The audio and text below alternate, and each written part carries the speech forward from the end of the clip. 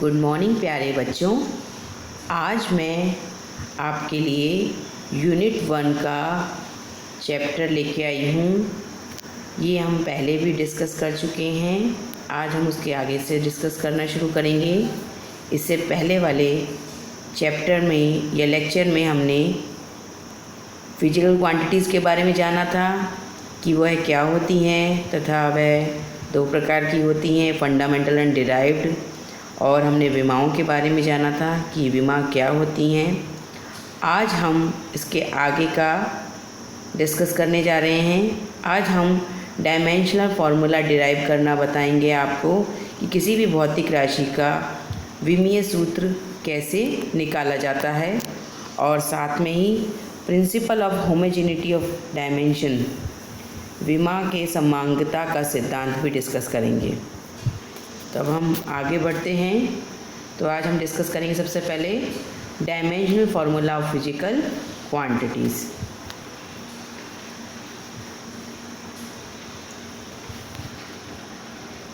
सबसे पहले जो हम भौतिक राशियाँ डिस्कस करने जा रहे हैं वो बहुत ही ज़्यादा काम में आने वाली भौतिक राशियाँ हैं जो अधिकतर हम उनके बारे में पढ़ते रहते हैं। सबसे पहले हम जो डिस्कस कर रहे हैं वह है त्वरण, एक्सेलरेशन। तो भौतिक सूत्र निकालने से पहले हमें या तो उस राशि का मात्रक पता होना चाहिए, तो हम आसानी से सीधे ही उसका विमीय सूत्र निकाल सकते हैं।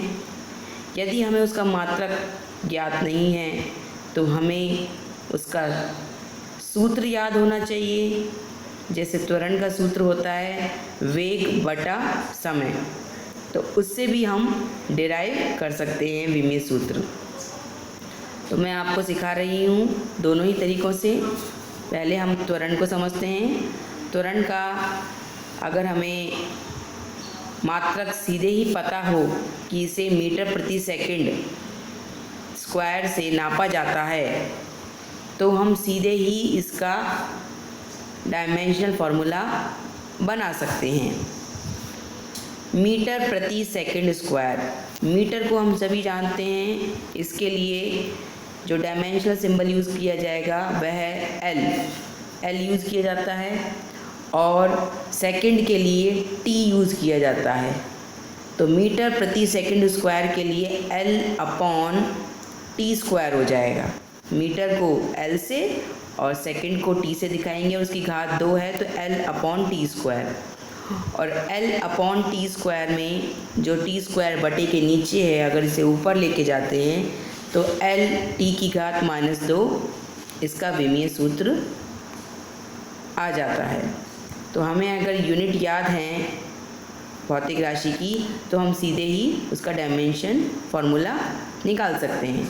यदि हमें ये याद ना होता मीटर प्रति सेकंड स्क्वायर इसका मात्रक, तो हम फार्मूला यूज़ करते हैं वेग बटा समय। इसमें भी हमें वेग का पहले पता होना चाहिए कि वेग किस में नापा जाता है, मीटर प्रति सेकंड में, समय सेकंड में। तो वेग का अगर हम मात्रक निकालेंगे मीटर प्रति सेकंड से तो एल अपॉन टी इसका डायमेंशनल फार्मूला बन जाएगा, बटे समय टी। तो हम देख रहे हैं एल अपॉन टी स्क्वायर बन जाएगा। और जब इसी में भी यदि हम टी स्क्वायर को ऊपर की तरफ लेके जाएंगे तो एल टी की घात -2 बन जाता है। तो आपने समझा कि हमें किसी भी भौतिक राशि का विमीय सूत्र निकालने के लिए उसके मात्रक का ज्ञान होना बहुत ही आवश्यक है। या तो मात्रक सीधे ही उसके मात्रक का ज्ञान हो, या उसके फॉर्मूले में काम आने वाली भौतिक राशि के मात्रकों का ज्ञान होना ज़रूरी है, तभी हम आसानी से उसका विमीय सूत्र निकाल सकते हैं। अब हम उदाहरण के लिए एक और लेते हैं बल। ये मैंने आपको पहले भी समझा रखा है। बल जिसका मात्रक न्यूटन होता है, जो कि एक डिराइव्ड यूनिट है। इसका सूत्र होता है द्रव्यमान गुणा त्वरण। द्रव्यमान को हम सभी जानते हैं m से दर्शाते हैं। m डायमेंशनल सिंबल से दर्शाया जाता है, और त्वरण के लिए अभी अभी हमने डायमेंशनल फार्मूला निकाला है LT-2। अगर वो मान हम सीधे ही रख देते हैं तो बल के लिए हमारा सूत्र बन जाएगा MLT-2। अब हम कार्य के बारे में जानते हैं। कार्य बराबर होता है बल गुणा दूरी। यहाँ भी इसकी डिराइव्ड यूनिट होती है जूल, पर हम उसे अब मूल मात्र को या मूल भौतिक राशियों में परिवर्तित करते हैं। तो कार्य बराबर होगा बल गुणा दूरी, और बल के लिए हमने अभी अभी MLT डायमेंशन निकाली है MLT-2, और दूरी को L सिंबल से दिखाया जाएगा। तो इस तरह से हमारे पास जो डायमेंशन निकल के आएगी वो होगी ML⁻2 और T⁻2। इसके बाद हम ऊर्जा निकालते हैं। यह कार्य भी होता है, कार्य को ही हम ऊर्जा कहते हैं। तो इसकी डायमेंशन वही होगी जो कार्य की थी, ML2T-2। अर्थात यदि कार्य या ऊर्जा कोई भी भौतिक राशि पूछी जाए तो उसकी डायमेंशन सेम आएगी ML2T-2। इसके साथ साथ ऊर्जा का अगर हमसे कोई भी रूप पूछा जाए, गतिज ऊर्जा, स्थितिज ऊर्जा, यांत्रिक ऊर्जा, विद्युत ऊर्जा या ऊष्मा भी याद रखें, हीट जिसे हम बोलते हैं, वो भी एक ऊर्जा है। वो भी तो इन सब की विमा यही होंगी जो कार्य की विमा है। अब हम संवेग का मान निकालते हैं। संवेग बराबर होता है द्रव्यमान गुणा वेग। तो द्रव्यमान का MLT डायमेंशन M1 से दर्शा रखा है, द्रव्यमान को M से प्रदर्शित करते हैं, और वेग को LT-1। वेग दूरी बटे समय होता है, L/T होता है, जिसे हम LT-1 से दर्शाते हैं। तो ये मान रखने पर हमारे पास समीकरण आता है MLT-1। M1L1T-1 कहें या MLT-1 कहें, एक ही बात होती है। अब हम शक्ति, पावर को दर्शाते हैं। हम सभी जानते हैं शक्ति का मात्रक वाट होता है, जो कि एक डिराइव्ड यूनिट है। इसको मूल मात्रकों में बदलना होता है या मूल भौतिक राशि में बदलें तो शक्ति होगी कार्य बटा समय। कार्य का हमने डायमेंशनल फार्मूला निकाल लिया है ML2T-2/T। इसको सरल करते हैं तो आएगा ML2T-3। तो इस तरह से हमने पावर यानी शक्ति का MLT डायमेंशन निकाल लिया है। इसके बाद दाब, बल बटा क्षेत्रफल। बल का डायमेंशन MLT-2 होता है तथा क्षेत्रफल का L2। तो ये मान इस समीकरण में रखने पर हमारे ML-1T-2 प्राप्त होता है। तो हम यहाँ देख रहे हैं कि किसी भी भौतिक राशि का MLT डायमेंशन निकालने के लिए हमें उसका सूत्र का ज्ञान या उसके मात्रक का ज्ञान होना अति आवश्यक है। और कुछ बेसिक भौतिक राशियाँ हैं, अगर हम उनके MLT डायमेंशन को याद कर लें तो हम दूसरी भौतिक राशियाँ जिनके अंदर वह मूल भौतिक राशियाँ अत्यधिक मात्रा में यूज़ होती हैं, हम उनका मान भी डिराइव कर सकते हैं।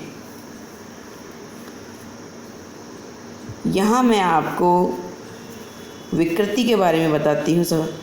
विकृति यानी लंबाई में परिवर्तन बटा प्रारंभिक लंबाई। तो लंबाई में परिवर्तन भी हम दूरी या लंबाई में नापेंगे, यानी उसकी विमा L होगी, और प्रारंभिक लंबाई भी जिसकी विमा भी L होगी। तो L बटा L, तो हम देखते हैं हमें एक विमाहीन राशि प्राप्त होती है विकृति इसकी कोई विमा नहीं है। L शून्य भी मतलब 0 ही होता है, यानी यहाँ हमें कोई विमा नहीं मिलेगी। M0 L0 T0, तो विकृति की कोई विमा नहीं है क्योंकि यह यूनिटलेस क्वांटिटी होती है, इसका कोई मात्रक नहीं होता है विकृति का, इसलिए क्योंकि ये एक अनुपात है। तो हम देखेंगे कि ऐसी कोई भौतिक राशि हो जिसका कोई मात्रक ना हो तो उसकी डायमेंशन भी शून्य होती है, उसकी कोई डायमेंशन नहीं होती है। अब हम प्रत्यास्था गुणांक समझाते हैं। प्रत्यास्था गुणांक का सूत्र होता है प्रतिबल बटा विकृति। ये तो होता है आपका प्रतिबल बटा विकृति। प्रतिबल आपने निकाला है कैसे? प्रतिबल होता है बल बटा क्षेत्रफल, जो पॉइंट नंबर 11 पे आपको दर्शा रखा है। तो प्रतिबल की डायमेंशन होगी ML-1T-2 और विकृति की डायमेंशन अभी अपन ने देखा है L की घात 0 शून्य होती है। तो हम देखेंगे कि प्रत्यास्था गुणांक की विमा वही होगी जो प्रतिबल की विमा होगी, यानी M1 L-1 T-2। तो आपके सामने कुछ भौतिक राशियाँ स्क्रीन पर दर्शाई हुई हैं। सभी को एक एक करके समझना में समय लगेगा। मुख्यतः काम में आने वाली भौतिक राशियों को मैंने आपको समझा दिया है। लिस्ट में से देखकर आप अन्य भौतिक राशियों के मान भी उतार सकते हैं। अब हम दूसरी भौतिक राशियों को डिस्कस करते हैं, जैसे गुरुत्वाकर्षण नियतांक। यह एक बहुत बड़ी लिस्ट है जिसमें लगभग मैं 50 भौतिक राशियाँ आपको दिखाने जा रही हूँ और उसमें से मैं कुछ भौतिक राशियों को एक्सप्लेन कर रही हूँ। बाकी भौतिक राशियाँ आप स्वयं से देख सकते हैं और समझ सकते हैं, क्योंकि हर एक भौतिक राशि के लिए सूत्र दिखा रखा है तथा उसकी विमा भी दे रखी है। तो गुरुत्वाकर्षण नियतांक के बारे में जानते हैं। गुरुत्वाकर्षण नियतांक G, इसका जो सूत्र है वो आपको इधर ब्रैकेट में दिखा रखा है। G बराबर होता है F×r²/m1m2। तो इस सूत्र के अनुसार जब हम F यानी बल की विमा रखें, अब हम सभी की सीधे ही विमा रखेंगे क्योंकि हम बल भी निकाल चुके हैं, दूरी या लंबाई भी जानते हैं और द्रव्यमान भी जानते हैं, तो सीधे हम इनकी सभी का विमा रखेंगे। तो बल की MLT-2, दूरी का स्क्वायर है तो L की घात 2, द्रव्यमान M1 और M2 अलग अलग हैं, एक तो M करेंगे तो ये भी M की घात 2 हो जाएगा। अब इस समीकरण को जब हम सरल करते हैं तो हमारे पास क्या आएगा? M की घात -1, L की घात 3 और T की घात -2, यानी M-1 L3T-2 गुरुत्वाकर्षण नियतांक G का विमीय सूत्र प्राप्त होता है। इसी तरह से आप ऊष्माधारिता भी निकाल सकते हैं। विशिष्ट ऊष्मा का मान भी ज्ञात कर सकते हैं। विशिष्ट ऊष्मा को एक बार आपको समझाते हैं। विशिष्ट ऊष्मा बराबर होता है ऊर्जा, जो कि ऊष्मा के रूप में होती है, बटे द्रव्यमान गुणा तापांतर। तो ऊर्जा का हम सीधे ही विमीय सूत्र यूज़ कर रहे हैं, ML2T-2, द्रव्यमान का M, तापांतर यानी टेम्परेचर का अंतर। तो हम यहाँ उसे थीटा से दर्शा रहे हैं।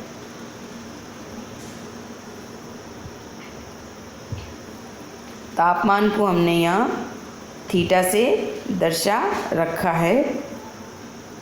तो उसको रखने पर हम देखेंगे हमारे पास क्या घात आएगी। M की घात 0, L की घात 2, T की घात -2 और थीटा की घात -1।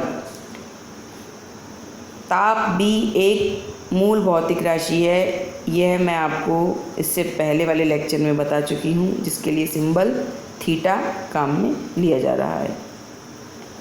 तो इस तरह से हम देख रहे हैं कि अगर हमें सूत्रों का ज्ञान हो तो हम उसके लिए आसानी से विमेय सूत्र ज्ञात कर सकते हैं।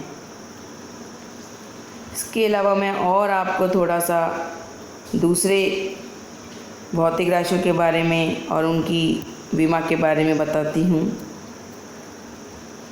जैसे वेग प्रवणता वेलोसिटी ग्रेडियंट क्या होता है? वेग में परिवर्तन बटा दूरी।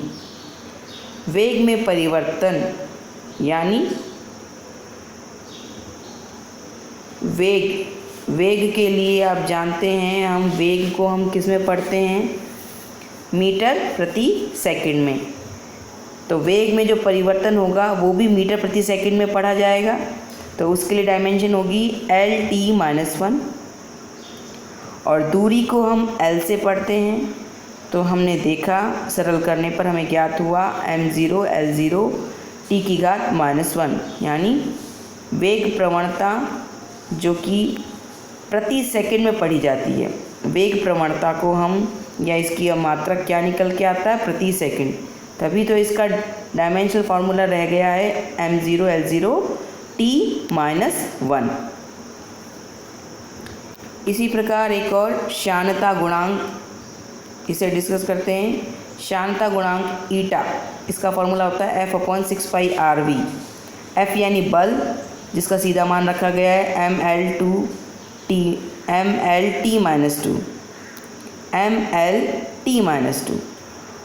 6π एक कांस्टेंट होते हैं इसलिए इनकी कोई विमा नहीं होती है। हमें केवल भौतिक राशि की विमा रखनी होती है, नियतांकों की विमा नहीं रखी जाती है। तो r दूरी इसकी विमा है l और वेलोसिटी v इसकी विमा है L_t-1।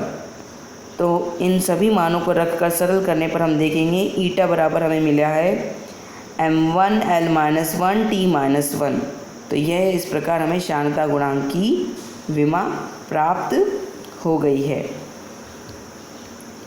विद्युत धारा एम्पियर में जिसे हम पढ़ा जाता है, ये भी एक मूल मात्रक है और विद्युत धारा को हम कैपिटल A से दर्शाते हैं। तो जब भी हमें करंट की डायमेंशन पूछी जाएगी तो mLt तो शून्य होंगे ही होंगे और A⁻1 प्राप्त होती है क्योंकि विद्युत धारा एम्पियर में नापी जाती है जो कि एक मूल मात्रक है।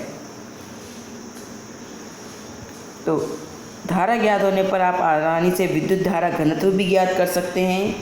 विद्युत धारा घनत्व होता है धारा बटा क्षेत्रफल।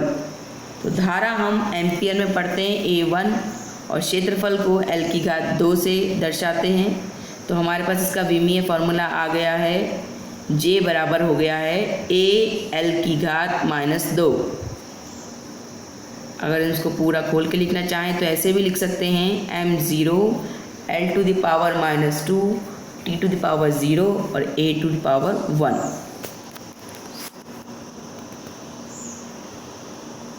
अब कुछ और फिजिकल क्वांटिटीज़ का मान ज्ञात करते हैं। जैसे प्रतिरोध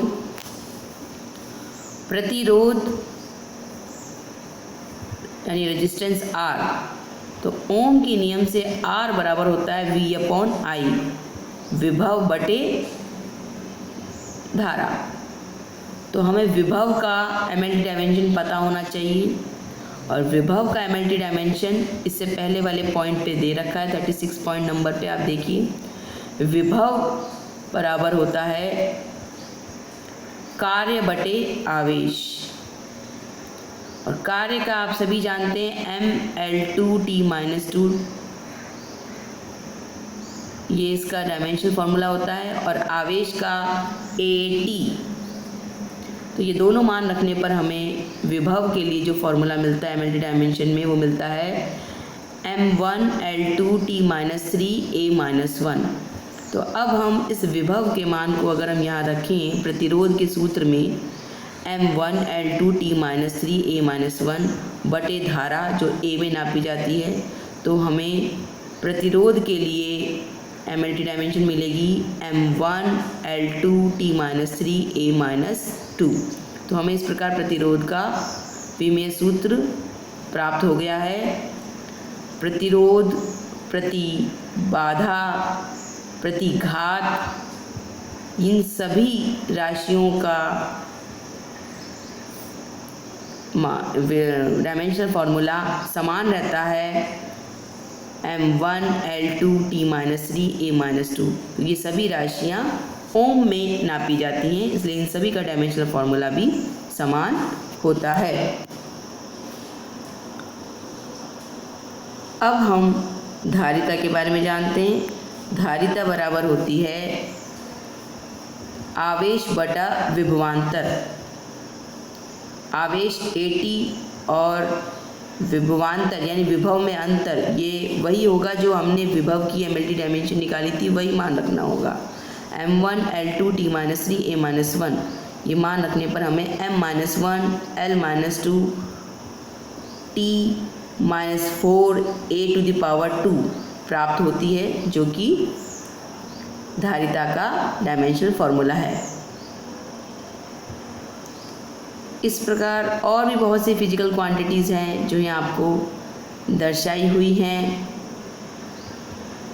आप इन सभी फिजिकल क्वांटिटीज़ का अगर सूत्र जानते हैं तो इनका मान आप आसानी से निकाल सकते हैं। जैसे कि स्वप्रेरण, जिसका फॉर्मूला होता है L बराबर phi/I, स्वप्रेरण गुणांक है। यहाँ L स्वप्रेरण गुणांक है, जिसका मान चुंबकीय फ्लक्स बटे विद्युत धारा के बराबर होता है। और चुंबकीय फ्लक्स का मान हमने इसके ऊपर वाले पॉइंट 47 पर दर्शा रखा है कि इसका मान m1 L2 T-2 A-1 होता है। तो चुंबकीय फ्लक्स के मान को सीधे रखकर बटे धारा A करके हम स्वप्रेरण गुणांक का मान भी आसानी से ज्ञात कर सकते हैं। स्वप्रेरण गुणांक और अन्योन्य प्रेरण गुणांक, इन दोनों की ही विमा समान होंगी, क्योंकि दोनों ही इंडक्टेंस के कोफिशिएंट हैं।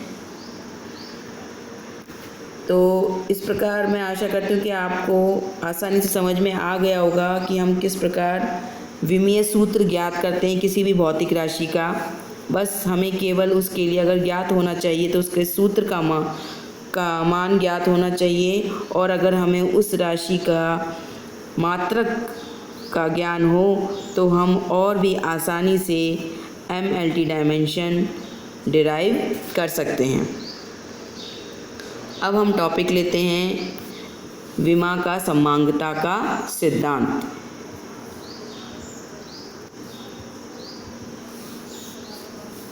इस सिद्धांत के अनुसार किसी सूत्र या समीकरण की सत्यता की जांच तभी की जा सकती है जब किसी समीकरण के दाईं ओर स्थित भौतिक राशियों की विमा तथा बाईं ओर स्थित भौतिक राशियों की विमा समान हो।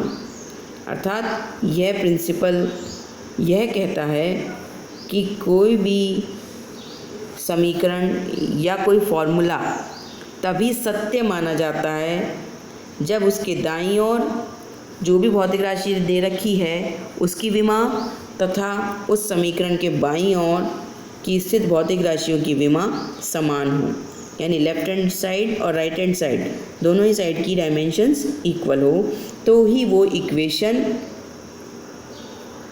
ट्रुथ या सत्य मानी जाती है।